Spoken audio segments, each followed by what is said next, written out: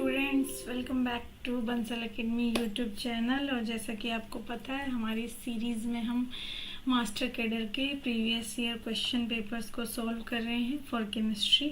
ये हमारी सीरीज़ चल रही है लेक्चर कैडर के पेपर सॉल्यूशन की।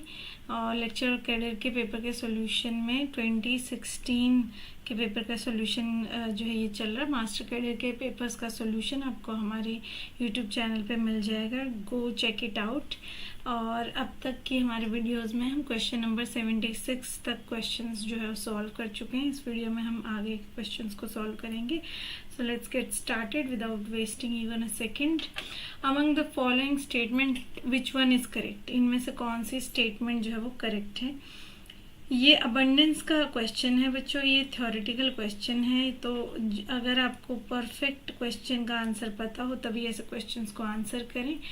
जो सीरियम होता है आपका वो वे मोर अबंडेंट होता है कॉपर से, so B is the answer.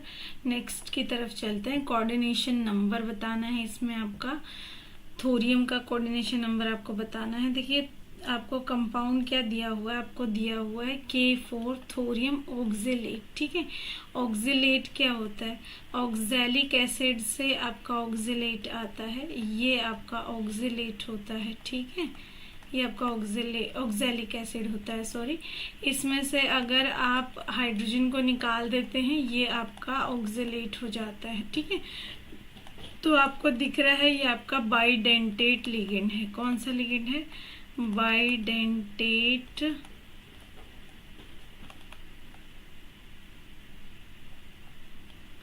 Ligand है,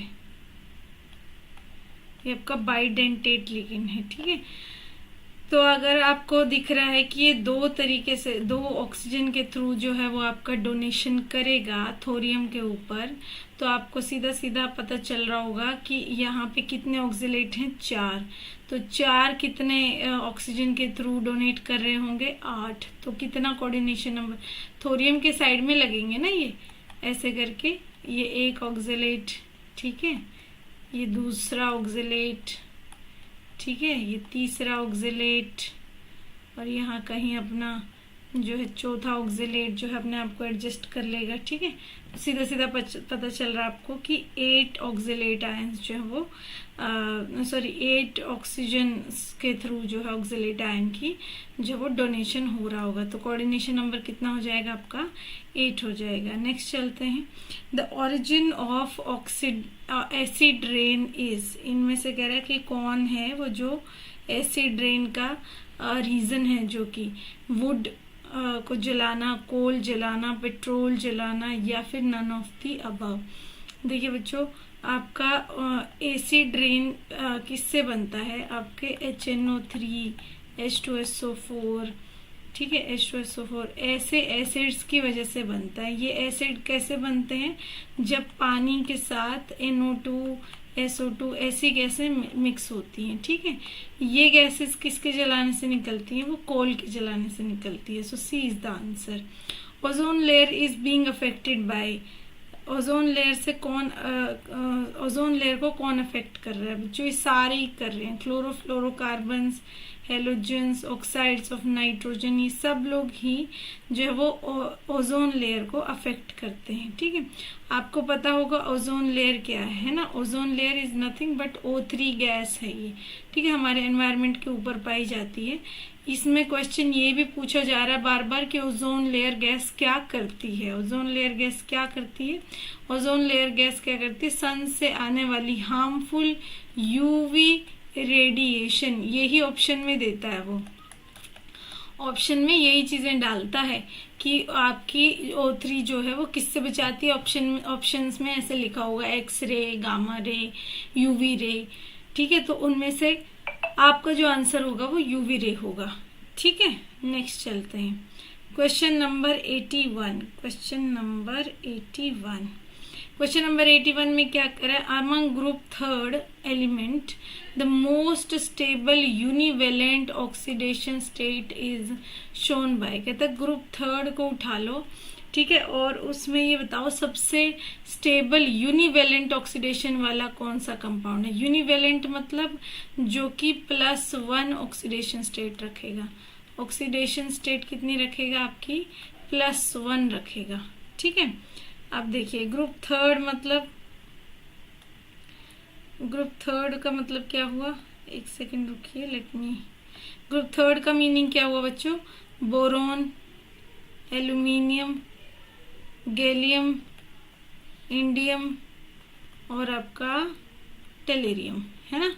तो अब आप देखिए यहाँ पे बोरोन की क्या ऑक्सीडेशन जो इलेक्ट्रॉनिक कन्फिग्रेशन होती है 1s2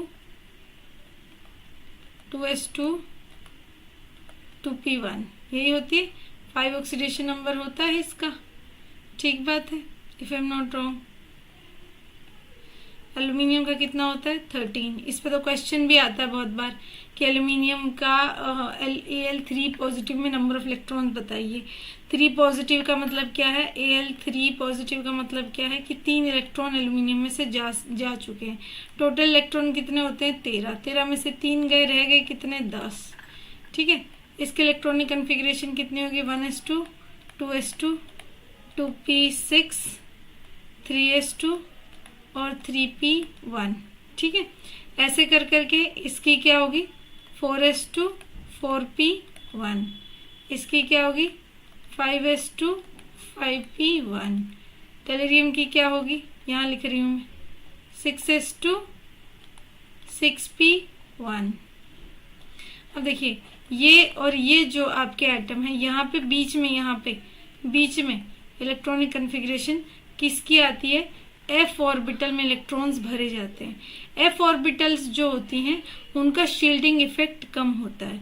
शील्डिंग इफेक्ट कम होने की वजह से जो ये s के इलेक्ट्रॉन है, शील्डिंग इफेक्ट मतलब आपका बीच में न्यूक्लियस बैठा है, न्यूक्लियस चारों तरफ जो ऑर्बिटल्स में इलेक्ट्रॉन भरे जा रहे हैं उनको अपनी तरफ क्या कर रहा है, लगातार अट्रैक्ट कर रहा है।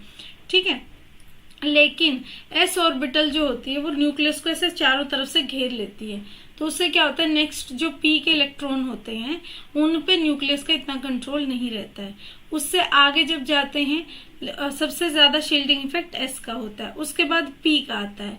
p भी क्या करती है, न्यूक्लियस को बहुत अच्छे से घेर के रखती है। ठीक है, उसको बिजी रखती है अपने इलेक्ट्रॉन्स को अट्रैक्ट करवाने में। उससे क्या होता है बाहर के जो इलेक्ट्रॉन है, जो d ऑर्बिटल में इलेक्ट्रॉन पड़े होंगे उन पे न्यूक्लियस का ध्यान जो वो कम जाता है। उससे भी आगे f जो होती है उसका शील्डिंग इफेक्ट बहुत ही कम होता है, बहुत ही खराब होता है उसका शील्डिंग इफेक्ट, अच्छे से शील्ड नहीं करती है न्यूक्लियस को।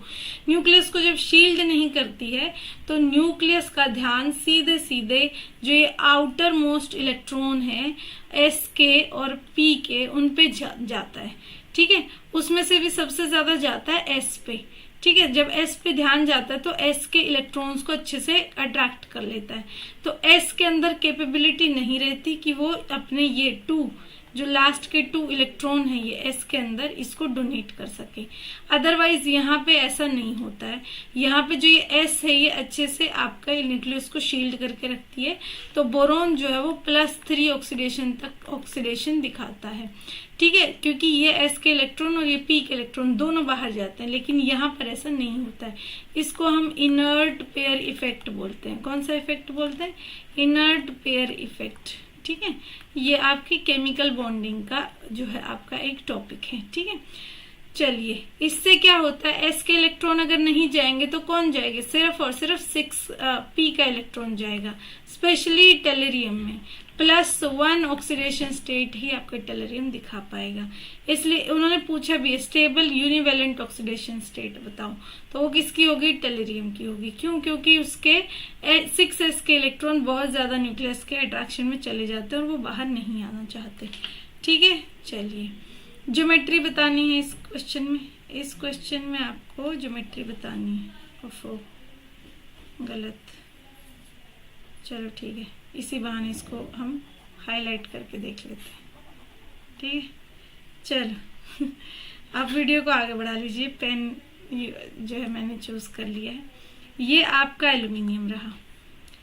इसके साथ BH4 3 टाइम्स लगे हुए हैं। देखिए इसके साथ BH4 कैसे लगते हैं एक्चुअली, ये हाइड्रोजन होता है, ये बोरोन होता है, ये H। ठीक है, ये आपका H, ये हाइड्रोजन होता है, ये हाइड्रोजन होता है, ये आपका बोरोन होता है। ठीक है, उसके ऊपर भी हाइड्रोजन होता है, ये भी फर्दर जुड़े हुए होते हैं, ठीक है। लेकिन उन्होंने हमें एक ही यूनिट पूछा तो हम एक ही यूनिट के बारे में बात करेंगे, ज़्यादा फालतू उनको पकाएंगे नहीं, ठीक है। ये बोरोन होता है, ठीक है।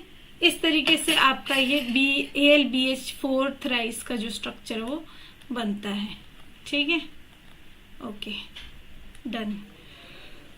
अब आप देखिए, हाँ, इन्होंने पूछा क्या, ज्योमेट्री पूछा। अब आप देखिए एल्यूमिनियम कितने बॉन्ड बना है, 1 2 3 4 5 6।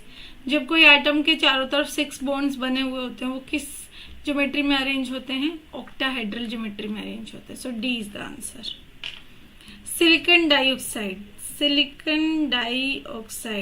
डाइऑक्साइड की आपको, सिलिकॉन डाइऑक्साइड एग्जिस्ट एज, देखिए सिलिकॉन डाइऑक्साइड ऐसे एग्जिस्ट करता है, ये आपको पता ही होगा, ये सेमीकंडक्टर होता है। सेमीकंडक्टर के लिए आपको पता ही है आजकल जो है दुनिया में कितनी ज्यादा मारामारी हो रखी है ना। ऐसे करके ये जो है आपका बॉन्ड बनाता है। अच्छा, ऑक्सीजन के साथ 4 बॉन्ड मत बनाइएगा, ठीक है, 4 बॉन्ड मत बनाइएगा। कुल मिला के वो ये जो आपका SiO2 है वो ऐसे एग्जिस्ट करता है, ठीक है, ऐसे एग्जिस्ट करता है। हर एक ऑक्सीजन के सिर्फ 2 ही बॉन्ड बनाइएगा, आपको बनाने हैं जितने भी। सिलिकॉन के 4 बॉन्ड आप बना सकते हैं, लेकिन ऑक्सीजन के सिर्फ 2 बॉन्ड बनाइएगा, ठीक है। सिलिकॉन के आप 4 बना सकते हैं, ठीक है। तो इस तरीके से आप इनको जोड़ दीजिएगा। इस तरीके से आपका SiO2 एग्जिस्ट करता है। जब ये ऐसे एग्जिस्ट करता है तो ये कैसा लगता है आपका, पॉलीमर लगता है। क्या लगता है, ये पॉलीमर लगता है। तो आपके इसका क्वेश्चन का आंसर रहेगा क्या, पॉलीमर, ठीक है। कि आपका जो सिलिकॉन है वो किस फॉर्म में एग्जिस्ट करता है, आपका पॉलीमर की फॉर्म में एग्जिस्ट करता है, ठीक है ना, ऐसे। तो B is the answer. Next चलिए, catenation property is shown by. Catenation property क्या होती है, खुद से बॉन्ड बनाने की प्रॉपर्टी, ठीक है। अब आपको पता है ये सारे के सारे कार्बन फैमिली लिए हुए हैं, ठीक है। तो हम इनको सबको कंपेयर करके देख लेते हैं। पूरी कार्बन फैमिली ली हुई है।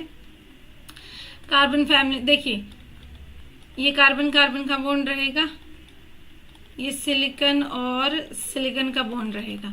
आप यहाँ पे नोटिस कर सकते हैं कि मैं बॉन्ड को थोड़ा, जैसे जैसे डाउन द ग्रुप हम मूव कर रहे हैं, बॉन्ड को थोड़ा ज्यादा इलोंगेटेड बना रही हूँ, है ना, ज्यादा थोड़ा सा लेंथ में बना रही हूँ, टॉप टू बॉटम जैसे ही हम जा रहे हैं, ठीक है। बॉन्ड की लेंथ बढ़ रही है, क्यों, क्योंकि एटम का साइज जो है वो डाउन द ग्रुप बढ़ता चला जाता है। अगर बढ़ता चला जाएगा तो 2 बॉन्ड्स के बीच में बनने वाला, सॉरी 2 एटम्स के बीच में बनने वाला बॉन्ड भी क्या होता जाएगा, एटम्स क्या होते जाएंगे, दूर दूर होते जाएंगे। अगर एटम्स दूर दूर होते जाएंगे तो उससे क्या होगा, आपका जो बॉन्ड है वो भी ज्यादा लेंथ में बनेगा, है ना। और अगर बॉन्ड लेंथ बढ़ती चली जाएगी तो बॉन्ड क्या हो जाएगा, कमजोर हो जाएगा ना, है ना। इसको ऐसे समझते होते हैं कि जैसे एक बड़ी लकड़ी होगी तो उसको तोड़ना थोड़ा आसान होगा, छोटी मान लीजिए इस पेन के जितनी अगर लकड़ी होगी तो उसको तोड़ना थोड़ा मुश्किल होगा, इससे भी छोटी लकड़ी होगी तोड़ना थोड़ा मुश्किल होगा, थोड़ा नहीं ज्यादा ही मुश्किल होगा, है ना। तो बॉन्ड जितना छोटा रहता है उतना ज्यादा स्ट्रोंग बनता है, उतना ज्यादा स्ट्रोंग बनता है। तो इसका बॉन्ड सबसे ज्यादा स्ट्रोंग बनेगा, ठीक है। तो इसलिए सी इज द आंसर, ठीक है। नेक्स्ट चलिए, phosphate fertiliser used in plants has formula. इसको आप सीधे सीधे याद कर लीजिएगा, ये आपका बायोकेमिस्ट्री का क्वेश्चन आ जाता है, ठीक है। बायोकेमिस्ट्री भी नहीं, ये आपके एनवायरमेंटल केमिस्ट्री से आ जाता है कि फॉस्फेट फर्टिलाइजर प्लांट्स में जो यूज किया जाता है ये होता है आपका कैल्शियम हाइपोफॉस्फेट, H2PO4, ये क्या होता है, हाइपोफॉस्फेट, ठीक है। नेक्स्ट चलते हैं, when iodide reacts with Na2S2O3। देखिए बच्चों, आयोडाइड क्या है आपका I2, ठीक है। I2 में आयोडीन कितनी ऑक्सीडेशन स्टेट में है, 0, ठीक है। और आयोडीन और यहाँ पर जो आपकी सल्फर प्रेजेंट है, ठीक है, यहाँ पे आपकी सल्फर प्रेजेंट है। आप सल्फर की ऑक्सीडेशन स्टेट निकाल के देखिए, 2 नेगेटिव, ठीक है। तो 2x minus 6 is equal to -2, तो 2x is equal to 4, x is equal to +2। लेकिन सल्फर इससे भी हायर ऑक्सीडेशन स्टेट में जा सकता है, ये आपको पता है ना। इससे भी हायर ऑक्सीडेशन स्टेट में सल्फर जा सकता है। तो I2 क्या करेगा, उसको ऑक्सीडाइज करेगा और हायर ऑक्सीडेशन स्टेट में लेके जाएगा, और ये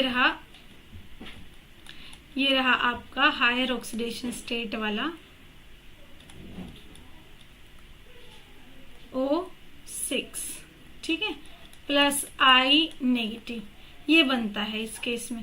ये आपको याद ही रखने की कोशिश करनी पड़ेगी एक्चुअली, ठीक है। तो आपका जो सल्फर है उसके ऑक्सीडेशन स्टेट ये आयोडीन जो है वो बढ़ा देता है, खुद रिड्यूस हो जाता है, सल्फर को और भी ऑक्सीडाइज कर देता है, ठीक है। तो यहाँ पे सल्फर का ऑक्सीडाइज्ड फॉर्म जो बनता है वो ये बनता है। C is the answer. Okay, next चलिए, IR spectrum of H2O। IR spectrum देखा H2O का, एक्सपेक्टेड टू शो, क्या शो करेगा। देखिए उन्होंने सारे ऑप्शंस में स्ट्रेचिंग स्ट्रेचिंग स्ट्रेचिंग, ठीक है, ये सब दिया हुआ है ना, यानी कि वो वाइब्रेशनल जो आपकी स्पेक्ट्रोस्कोपी है उसके बारे में बात कर रहे हैं ना, ठीक है। तो सीधा सीधा पता ही चल रहा है यहाँ से भी, ठीक है। चलिए ठीक है, H2O का क्या स्ट्रक्चर होता है, ये होता है, ये दो इलेक्ट्रॉन यहाँ पे प्रेजेंट होते हैं। तो आपको पता चल रहा है आपका H2O क्या नहीं है, लीनियर तो है नहीं, ठीक है, लीनियर तो है नहीं। V शेप होती है इसकी, V शेप है तो सीधी सीधी बात है IR एक्टिव तो है। जब आपके नॉन लीनियर जो कंपाउंड्स होते हैं उनके लिए आपका नंबर ऑफ वाइब्रेशनल मोड कितने होते हैं, 3n-6, ठीक है। n क्या है, number of atoms in the molecule. हमारे एटम के अंदर मॉलिक्यूल 3 है, माइनस में 6 कर दो, ठीक है। इससे क्या होगा, 9-6 यानी कि 3 आपका आंसर आ गया। 3 वाइब्रेशनल मोड हैं, ठीक है। इनमें से स्ट्रेचिंग क्या होती है, ये भी फॉर्मूला होता है, ठीक है। स्ट्रेचिंग कितने होते हैं, इनमें से n-1 होते हैं, ठीक है। और बेंडिंग जो होते हैं वो रेस्ट बच जाते हैं। यहाँ से जो मान लीजिए ये x की वैल्यू आई, तो x माइनस स्ट्रेचिंग वाइब्रेशंस जो होती हैं वो आपकी बेंडिंग होते हैं, ठीक है। तो n-1 यानी कि आपके 3 एटम्स, यानी कि 3-1 इज इक्वल टू 2, यानी कि जो 3 आपके वाइब्रेशनल मोड आए हैं इनमें से 2 तो क्या है आपकी स्ट्रेचिंग्स हैं, 2 तो क्या है आपकी स्ट्रेचिंग्स मतलब ऐसे बॉन्ड को खींचना, ठीक है, या बॉन्ड को ऐसे कंप्रेस करना, ये आपकी स्ट्रेचिंग्स होती हैं, ठीक है। तो 2 तो जैसे हम करते हैं ना स्ट्रेचिंग, ऐसे अपने जो आपके हाथ हो गए, उंगलियां हो गई, उनको ऐसे खींच के जो आप स्ट्रेचिंग करते हैं ना, इसको स्ट्रेचिंग बोलते हैं। ऐसे ही मॉलिक्यूल्स की स्ट्रेचिंग भी होती है, ऐसे ही वो भी ऐसे बॉन्ड को खींचेंगे, कंप्रेस करेंगे, ठीक है। तो 2 इनमें से जो होगी वो आपकी स्ट्रेचिंग हो गई, और एक जो है इनमें से आपकी होगी क्या, बेंडिंग हो गई, ठीक है। एक जो होगी यहाँ पे बेंडिंग हो गई। तो यहाँ पे देखिए कौन सा ऑप्शन है, 2 stretching band and 1 delta OH band, मतलब के आपका बेंडिंग की बात कर रहे हैं, ठीक है। बेंडिंग ऐसे वेगिंग और ये ऐसे बेंडिंग, ये सब होती है, ठीक है। आपका बॉन्ड जो लहराने लग जाता है ऐसे, ठीक है, तो उसको बेंडिंग कहते हैं। So C is the answer. Okay, next पे चलते हैं। The fundamental IR band appeared at 1000 centimetre inverse. The first overtone is expected at, देखिए आपके IR में कैसे जो है वाइब्रेशंस होती हैं, ऐसे वाइब्रेशनल जो होते हैं लेवल्स होते हैं, ठीक है। इनको ν = 0, ν = 1, ν = 2, ν = 3 ये कहते हैं। 0 to 1 जाने वाला जो आपका बैंड होता है ये सबसे बेसिक होता है और इसी को फंडामेंटल बैंड कहते हैं, ठीक है। इसको क्या कहते हैं, फंडामेंटल बैंड कहते हैं। इस एनर्जी लेवल्स के बीच में अगर आपका बॉन्ड जो है स्ट्रेचिंग या बेंडिंग दिखा रहा है तो वो उसका फंडामेंटल बैंड है, ठीक है। बाकी यहाँ से जो है जैसे ही 2 पे जाएगा या 3 पे जाएगा, ये सारे क्या होते हैं, ओवरटोन होते हैं। 0 to 2 जो होता है वो फर्स्ट ओवरटोन होता है, ठीक है। 0 to 3 जो होता है वो आपका सेकंड ओवरटोन होता है, ठीक है। तो और जो आपकी फर्स्ट ओवरटोन होती है उसकी फ्रीक्वेंसी जो होती है वो 2 टाइम्स होती है आपकी फंडामेंटल फ्रीक्वेंसी के। तो आपका बी जो है वो आंसर आ जाएगा, ठीक है। नेक्स्ट चलते हैं। Proton decoupled 13 CNMR spectrum of ethanol is expected to show. कहता है कि प्रोटॉन NMR जो है आपका, कहता है proton decoupled NMR। Proton decoupled NMR का मतलब क्या होता है, डीकपलिंग कर दी है। यानी देखिए आपको क्या दे रखा है, पहले वो कंपाउंड का नाम लिख लेते हैं।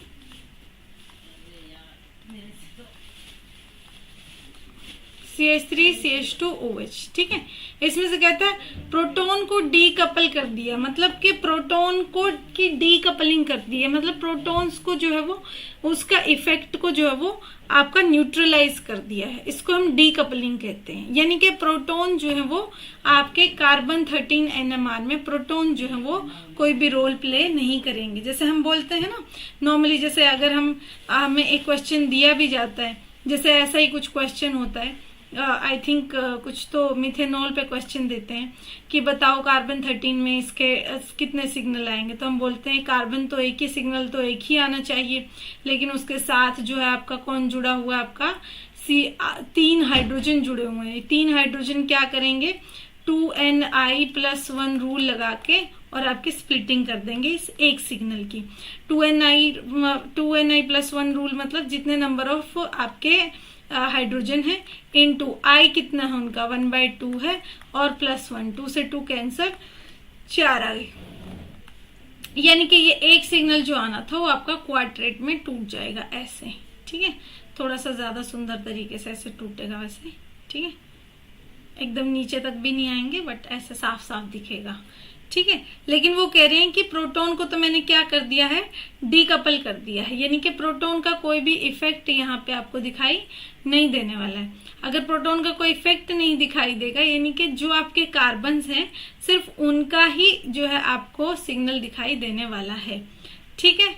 ओके, देख लेते हैं। और क्या बोला है उन्होंने, इथेनॉल बोला है। इथेनॉल में कहता है बता दो फिर कितने सिग्नल आपको दिखाई देंगे। डीकपल कर दिया है, अगर कपलिंग रहती तो स्प्लिटिंग होती, स्प्लिटिंग नहीं होगी तो ये डबलेट ट्रिपलेट तो आएंगे ही नहीं, तो ये ऑप्शन तो चला गया, ठीक है।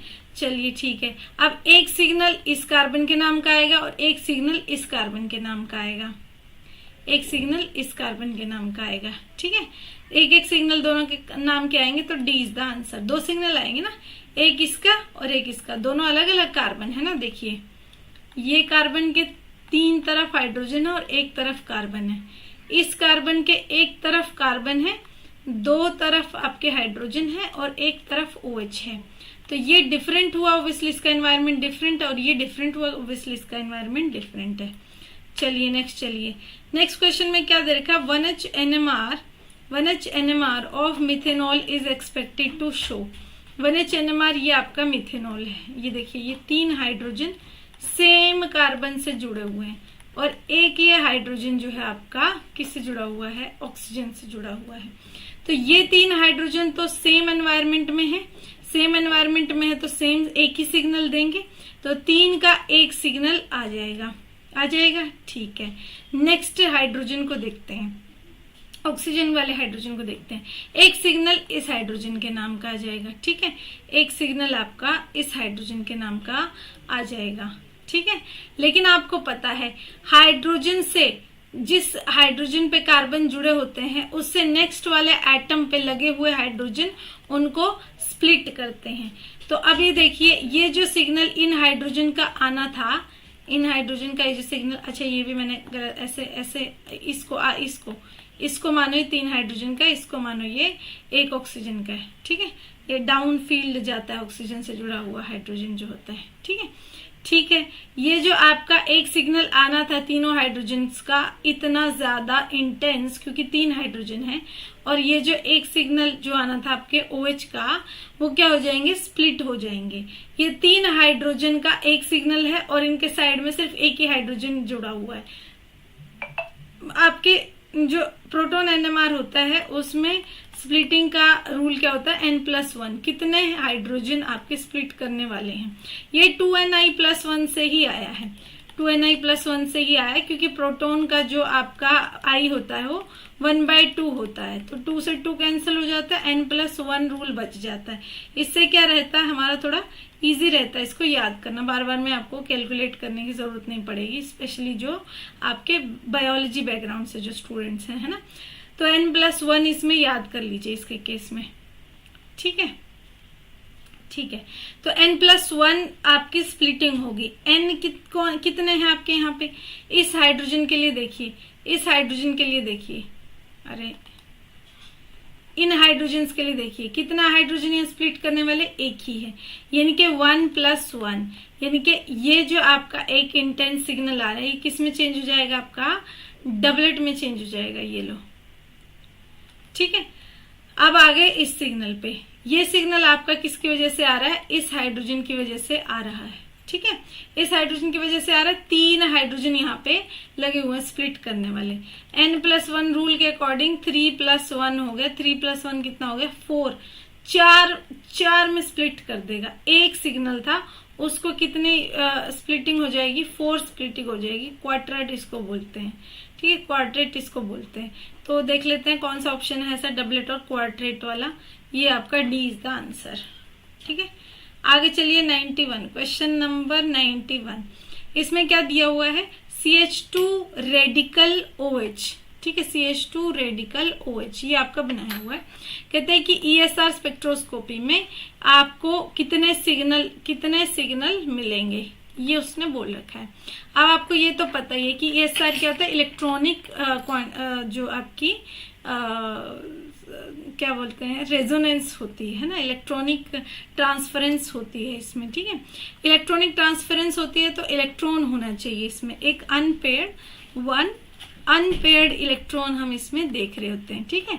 और आपको दिख भी रहा है कि उन्होंने आपको रेडिकल दे रखा है, रेडिकल दे रखा है तो सीधी सी बात है एक अनपेयर्ड इलेक्ट्रॉन तो प्रेजेंट है, तो वो आपका अनपेयर्ड इलेक्ट्रॉन जो है वो इलेक्ट्रॉनिक कन्फिग्रेशन दिखाएगा, ठीक है। तो इन्होंने पूछा है कि आपका रेडिकल जो है वो कितने सिग्नल यहाँ पर शो करने वाला है, कितने सिग्नल शो करेगा आपका।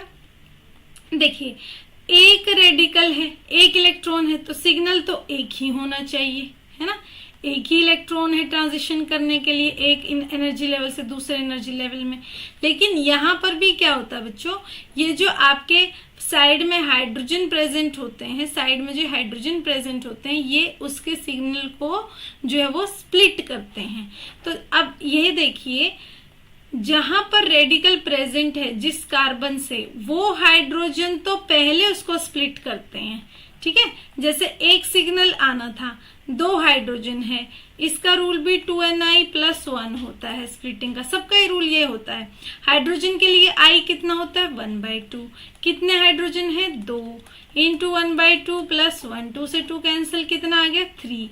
यानी कि ये जो एक सिग्नल रेडिकल के लिए आना था ये आपका किस में स्प्लिट हो गया, यहाँ पे बना लेते हैं, ये किस में स्प्लिट हो गया, आपका 3 ऐसे सिग्नल में स्प्लिट हो गया। ये अच्छा सा नहीं लग रहा है ना, अच्छा सा नहीं लग रहा, मैं सब कुछ इरेज करके थोड़ा साफ सी जगह पे बनाती हूँ फिर, ठीक। ये मेरा पेन भी ठीक से काम नहीं कर रहा है, थोड़ा ठीक से बनाते हैं। देखिए हमने क्या बोला कि ये आपका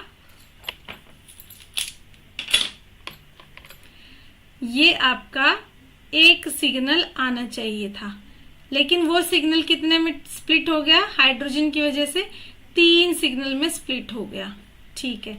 लेकिन मैंने क्या बोला, जिस कार्बन के ऊपर आपका रेडिकल है वो हाइड्रोजन तो उसको पहले शिफ्ट करते हैं, नेक्स्ट बॉन्ड के नेक्स्ट एटम के हाइड्रोजन उस स्प्लिट हुए सिग्नल को भी फर्दर स्प्लिट करते हैं, और वो भी कितने में, 2Ni+1 स्प्लिटिंग होगी। अब N कितना, यहाँ पे तो एक ही हाइड्रोजन है, तो 2 इंटू 1 इंटू 1/2 प्लस 1, ठीक है। तो ये कितना आ गया, 2 आ गया, ठीक है। तो यानी कि ये जो सिग्नल है आपका, ये जो 3 आपकी पीक्स आ रही हैं, ये भी फर्दर क्या हो जाएंगी, दो आपकी उसमें क्या बोलते हैं, पीक्स में जो है वो स्प्लिट हो जाएंगी ऐसे। यानी कि पहले आपका ट्रिपलेट बना और फिर वो फर्दर जो है वो डबलेट में चेंज हो गया, तो ये ट्रिपलेट ऑफ डबलेट, ठीक है, ऐसे बोलते हैं इसको। तो यहाँ पे देख लेते हैं, इन्होंने ये रहा 1 ट्रिपलेट एंड 1 डबलेट, नहीं ये थोड़ी, नहीं 1 ट्रिपलेट ऑफ डबलेट्स, एक ट्रिपलेट बनेगा जो कि क्या होगा, डबलेट्स का होगा। ये हर एक ट्रिपलेट जो होगा वो आपका डबलेट में ऐसे टूटा हुआ होगा, ऐसा सिग्नल आएगा, ऐसा, ठीक है। Okay, A is the answer. Next चलो, ESR spectrum of CuSO4 5H2O was recorded, it showed, ठीक है। तो पहले तो हम देख लेते हैं कि CuSO4 में कॉपर जो है उसके पास अनपेयर्ड इलेक्ट्रॉन है भी कि नहीं, है ना। ESR कौन दिखाते हैं, अभी बताया, अनपेयर्ड इलेक्ट्रॉन वाले जो स्पीशी होते हैं। जैसे अगर पिछले क्वेश्चन में वो CH3OH देते, मिथेनॉल देते, तो वो आपका ESR नहीं दिखाता क्योंकि उसमें अनपेयर्ड इलेक्ट्रॉन नहीं होता। लेकिन वो दिखा रहा है, इसका वो क्या रीजन है, उसका रीजन है उसके ऊपर रेडिकल बनाया है उन्होंने, CH2OH रेडिकल दिया है उन्होंने, ठीक है, कंपाउंड नहीं दिया है, ठीक है। यहाँ पर देखते हैं आपका CuSO4, ये सब तो कहाँ ही दिखाएंगे, तो हमें पता है। पर कॉपर किस में प्रेजेंट है, 2 पॉजिटिव फॉर्म में प्रेजेंट है। Cu2 पॉजिटिव मतलब D आपका 9, है ना, यानी कि एक अनपेयर्ड 1 अनपेयर्ड इलेक्ट्रॉन तो है, ठीक है, यानी कि कंडीशन तो सेटिस्फाई हो गई, ठीक है।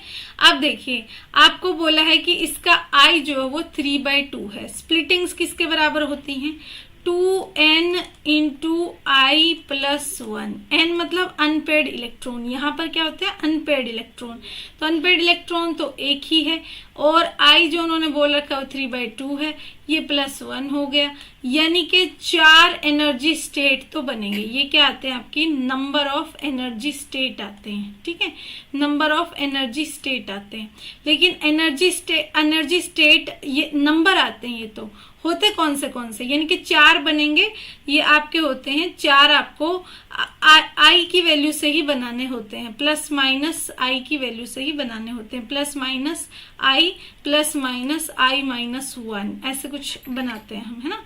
तो यहाँ पर जो है आपका 3/2 दिया हुआ है, तो आपकी एनर्जी लेवल्स की वैल्यू कितनी आ गई, प्लस माइनस 3/2 और प्लस माइनस 1/2, ठीक है, यहां तक आ गई, ठीक है। अब आपको दिखाई दे रहा है कि ये 2 एनर्जी लेवल प्लस 1 3/2 के और 2 एनर्जी लेवल जो है वो प्लस माइनस 1/2 के, ठीक है, प्लस माइनस 1/2 प्लस माइनस 3/2, ठीक है। लेकिन इसमें ब्यूटी क्या है, ESR में उन्होंने यहाँ ये जो 4 हैं ये आपके एनर्जी लेवल्स बताता है कि कितने एनर्जी लेवल्स होंगे।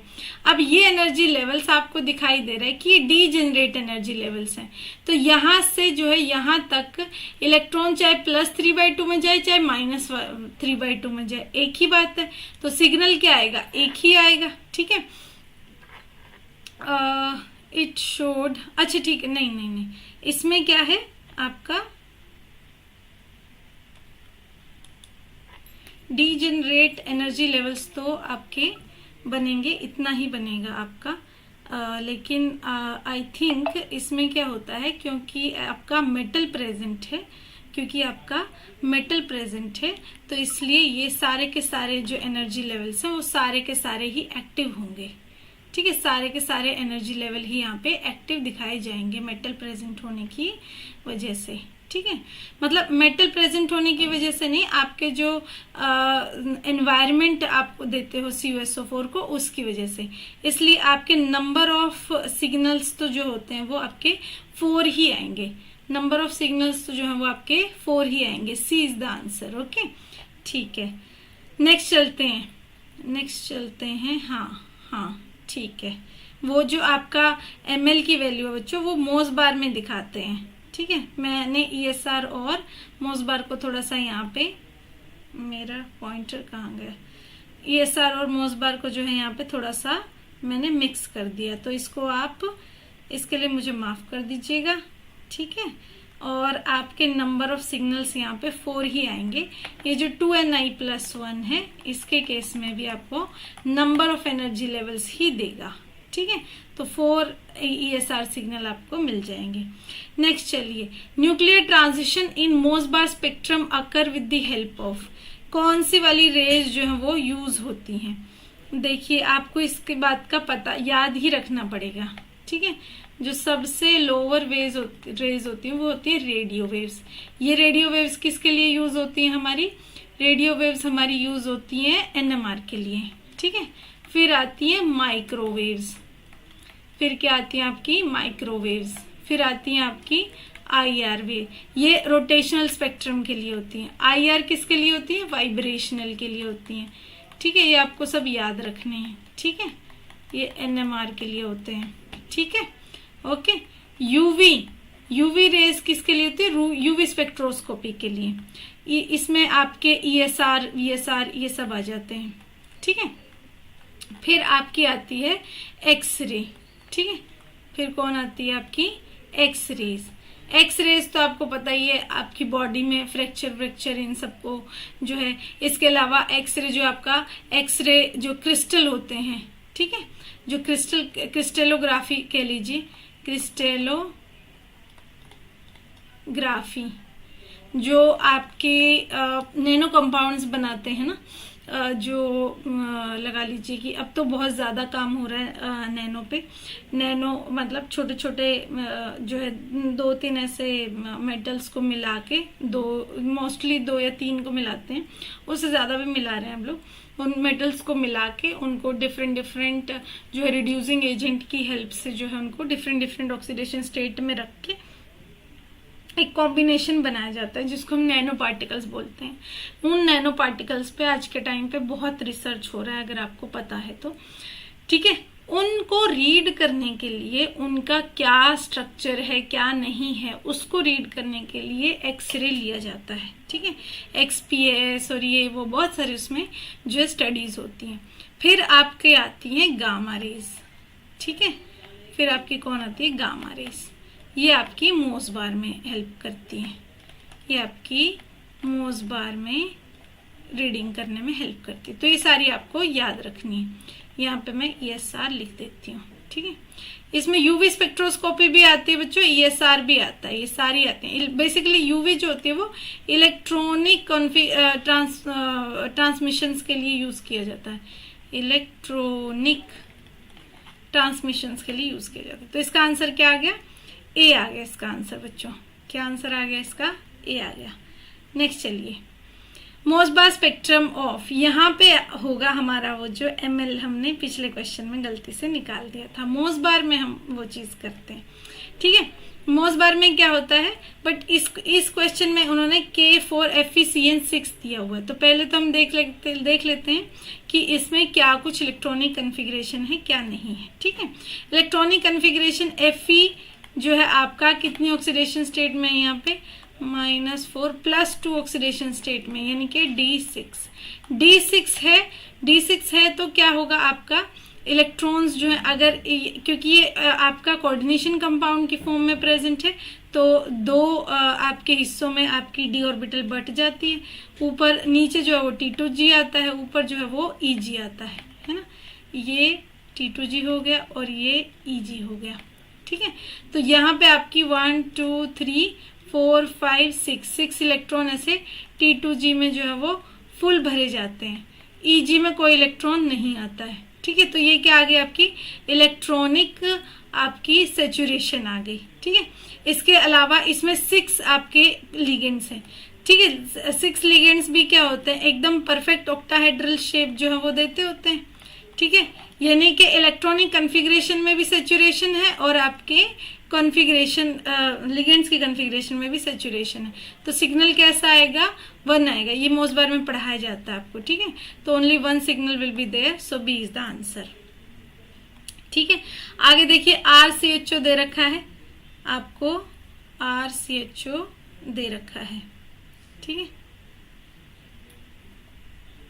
हम थोड़ा ज्यादा आगे आ गए हैं आई थिंक, ये रहा RCHO। ये हमने ना बच्चों क्वेश्चन बहुत बार अटेम्प्ट किया है, ये मास्टर कैडर में भी इसमें से क्वेश्चन बार बार में पूछ रहा है, लेक्चरर कैडर में पूछ रहा है, तो ये क्वेश्चन को थोड़ा ध्यान रखना है। यूवी को मतलब कि इन द सेंस कि यूवी में से एक क्वेश्चन ऐसा पूछ ही रहा है, तो आपको यूवी स्पेक्ट्रम जो है वो अच्छे से आना चाहिए। ठीक है, चलो देखिए कैसे होता है यूवी में इलेक्ट्रॉनिक कन्फिग्रेशन। जो है आपका सबसे नीचे सिग्मा एनर्जी लेवल होता है, उसके ऊपर जो होता है आपका पाई होता है। ठीक है, फिर आपका नॉन बॉन्डिंग आता है, फिर आपका पाई स्टार आता है। ठीक है, उसके बाद आपका सिग्मा स्टार आता है। ठीक है, तो आपके इलेक्ट्रॉन्स जो है वो जंप करते हैं फिर यहाँ से। ठीक है, सबसे इजीली जो होता है वो pi to pi star N to pi star होता है। पाई टू पाई स्टार और एन टू पाई स्टार सबसे इंटेंस आते हैं, क्योंकि इनमें जो है एनर्जी डिफरेंस कम रहता है। ठीक है, इसके अलावा पाई टू पाई स्टार होने के लिए पाई बॉन्ड होना चाहिए, और एन टू पाई स्टार होने के लिए नॉन बॉन्डिंग में इलेक्ट्रॉन होने चाहिए। नॉन बॉन्डिंग में इलेक्ट्रॉन है क्योंकि CO बॉन्ड है, ऑक्सीजन के ऊपर क्या है, लोन पेयर पड़ा है, तो एन टू पाई स्टार आपका कॉन्फ़िगरेशन हो जाएगा। पाई टू पाई स्टार आपका इलेक्ट्रॉनिक कॉन्फ़िगरेशन हो जाएगा क्योंकि पाई बॉन्ड है। तो एक एन टू पाई स्टार और पाई टू पाई स्टार आपके दोनों बैंड आ जाएंगे। चलिए 96 the electronic absorption spectrum of KMnO4 shows. कहता है आपका KMnO4 का इलेक्ट्रॉनिक कन्फिग्रेशन एब्जॉर्प्शन है, इलेक्ट्रॉनिक एब्जॉर्प्शन है KMnO4 का। कहता है कि उसमें आपका देखिए KMnO4 इलेक्ट्रॉनिक एब्जॉर्प्शन दिखा रहा है, यानी कि उसमें ट्रांजिशन हो रही है। ठीक है, यानी कि उसमें इलेक्ट्रॉनिक ट्रांजिशन हो रही है।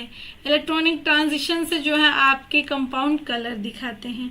अब देखिए यहाँ पे आपका प्रेजेंट क्या है, मैंगनीज कितने ऑक्सीडेशन स्टेट में प्रेजेंट है, +7 ऑक्सीडेशन स्टेट में प्रेजेंट है, यानी कि डी में तो एक भी इलेक्ट्रॉन नहीं है, और जबकि डी में इलेक्ट्रॉन होने से ही इलेक्ट्रॉनिक जो आपकी ट्रांजिशन है वो पॉसिबल होती है। तो फिर ये क्या हो रहा है, ठीक है, तो इसमें क्या हो रहा होता है बच्चों, इसमें एक्चुअली आपके जो लिगेंड है यानी कि O2 नेगेटिव है, वो लाके इस खाली डी ऑर्बिटल में अपने इलेक्ट्रॉन ट्रांसफर करते हैं।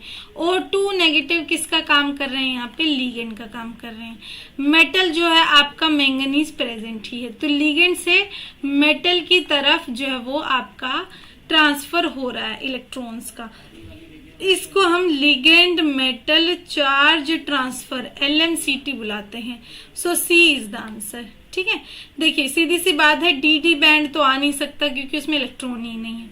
मेटल टू लिगेंड बैंड कैसे आएगा, MLCT, मतलब मेटल से लिगेंड में इलेक्ट्रॉन का ट्रांसफर हो रहा है, वो हो ही नहीं सकता जब डी में इलेक्ट्रॉन ही नहीं। मेटल के पास इलेक्ट्रॉन होंगे तभी तो ट्रांसफर करेगा ना, और दोनों चीजें पॉसिबल नहीं है इसमें भी, क्योंकि MLCT आपको दिया हुआ है, उन्होंने MLCT हमने मना ही कर दिया पहले ही। सो C इज द आंसर। चलिए नेक्स्ट क्वेश्चन में क्या पूछा हुआ उन्होंने, 35 Cl NQR spectrum of CH3Cl, ये आपका दिया हुआ है। In it solid state will show, solid state में जो है आपका NQR दिया हुआ है। आप देखिए इसमें आपको जो है वो ml आपके निकालने हैं। ठीक है, तो नंबर ऑफ एनर्जी लेवल्स कितने होंगे, 2Ni+1, वही सेम बात 2 × I मतलब कितने आपके active atoms, NQR active atoms आपके न्यूक्लियाई आपके प्रेजेंट है, वो तो क्लोरीन एक ही प्रेजेंट है। ठीक है, एक प्रेजेंट है तो 1 × 3/2, 2 से 2 कैंसल, +1, ये आपके कितने आ गए, 4 इलेक्ट्रॉनिक जो एनर्जी लेवल्स हैं वो आ गए। ठीक है, इसमें NQR में जो है आप ml की वैल्यू निकालते हैं। ठीक है, प्लस माइनस जो आपका I है माइनस में 1 करके। ठीक है, तो यहाँ पे आते हैं +-3/2 +-1/2।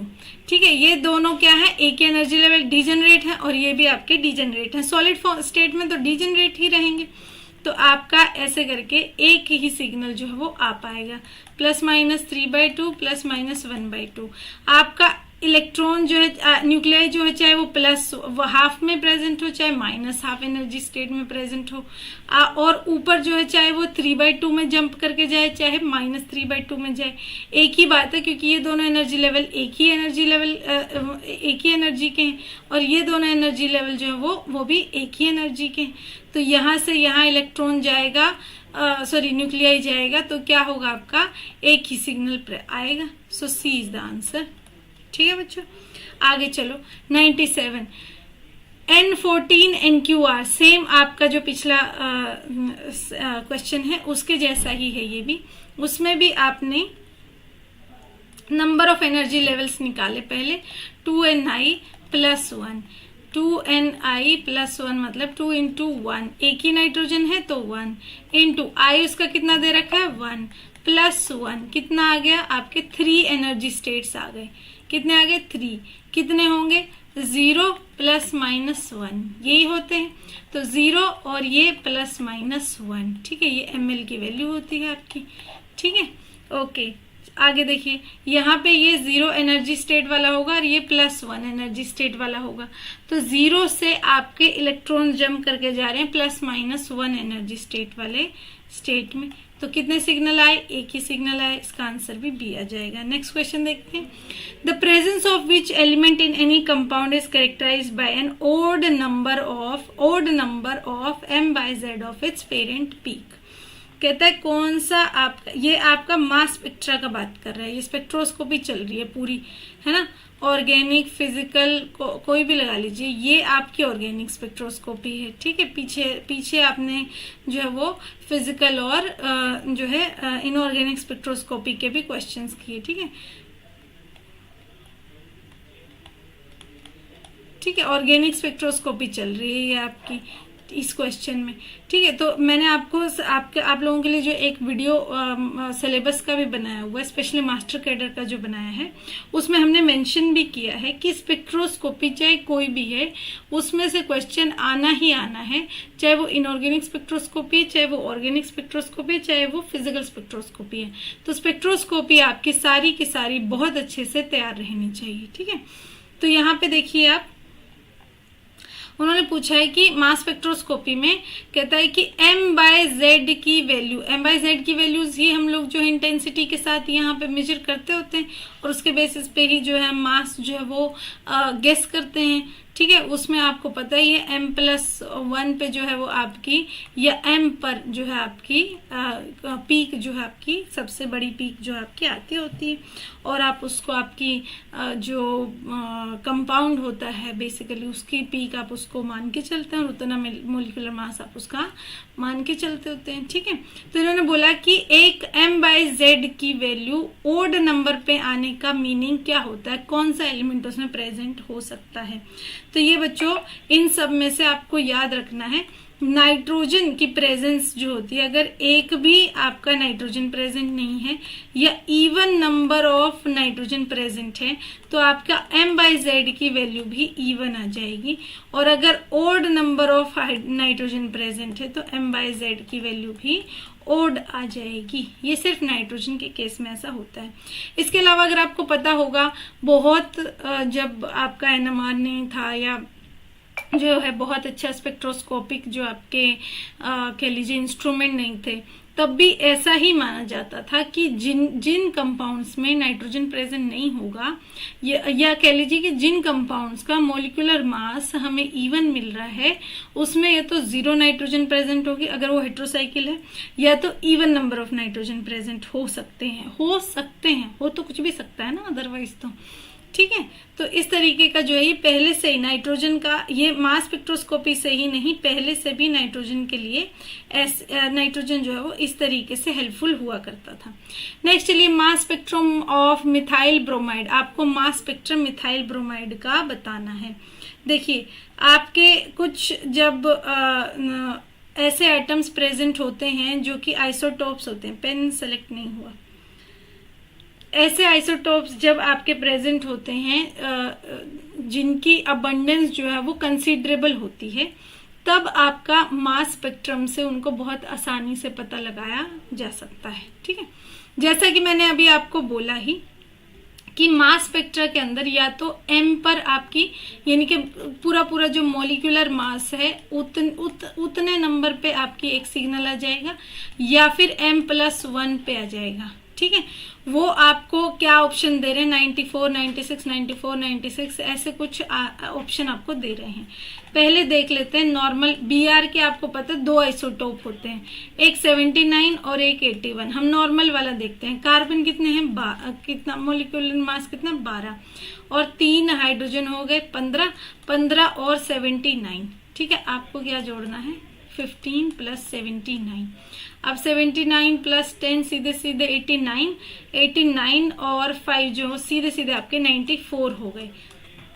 यहाँ पे ऑप्शंस में आपको 94 दिया हुआ है, यानी कि आपका m/z वैल्यू m वाली ही ले रहे हैं। मॉलिक्यूलर मास के बराबर आपकी सबसे हाईएस्ट जो पीक है वो आपको दिखाई देगी आपके मास के अंदर। ठीक है, m+1 पर नहीं दे रहे हैं वो लोग। ठीक है, चलिए ठीक है, ओके।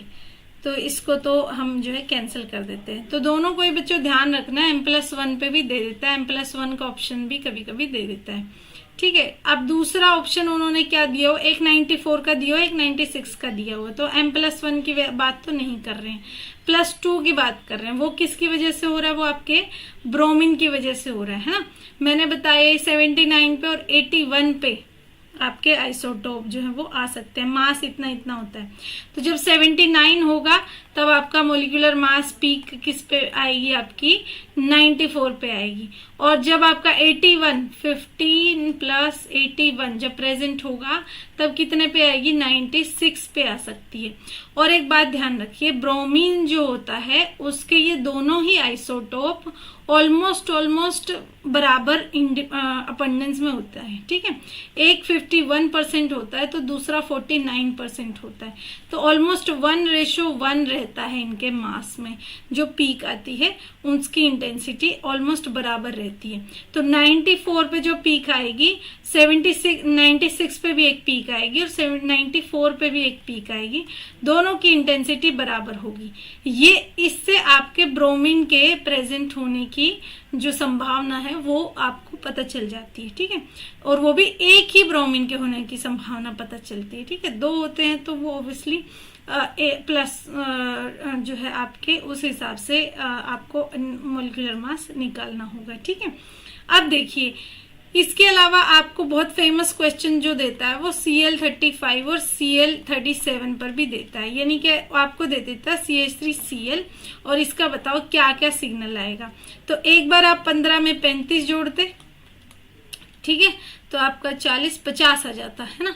और एक बार आप 37 जोड़ते तो आपका 52 आ जाता। लेकिन दोनों की खासियत क्या है, दोनों ही आपके 3:1 में प्रेजेंट होते हैं, यानी कि 35 Cl35 जो है Cl37 के मुकाबले 3 गुना प्रेजेंट होता है। अब 3 गुना प्रेजेंट होगा तो उसकी इंटेंसिटी भी तो 3 गुना आएगी ना। तो ये सिग्नल अगर सिर्फ इतना ऊंचा उठेगा तो Cl35 का सिग्नल जो इससे 3 गुना ऊंचा उठेगा। ठीक है, 3 टाइम्स उसको दिखाएंगे। तो वहां से आपको पता चल जाएगा कि हाँ इसमें Cl जो है आपका आया हुआ है और ये आपकी बेस पीक है। ठीक है, चलिए तो इसके साथ ही आपका आंसर हो जाएगा ऑप्शन नंबर सी। ठीक है, ठीक है, नेक्स्ट क्वेश्चन पर चलते हैं। मुझे लग रहा है कि हमारी वीडियो जो है वो काफी लंबी हो चुकी है। क्वेश्चन नंबर 100 तक जो है यहाँ पे हम लोग पोस्ट करते हैं। 20-25 क्वेश्चंस के जो है नेक्स्ट आपको वीडियोस जो है वो मिल जाएंगी और जो है इसके बाकी के सॉल्यूशन भी उसमें मिल जाएंगे। इसके अलावा हम बाकी के जो पेपर्स हैं डिफरेंट लेक्चरर कैडर के या किसी के भी, वो हम जो है वो सॉल्व करने वाले हैं। तो आप जो है stay tune to our channel and see in the next video. Also हमारी ऐप का लिंक आपको डिस्क्रिप्शन बॉक्स में मिल जाएगा। सी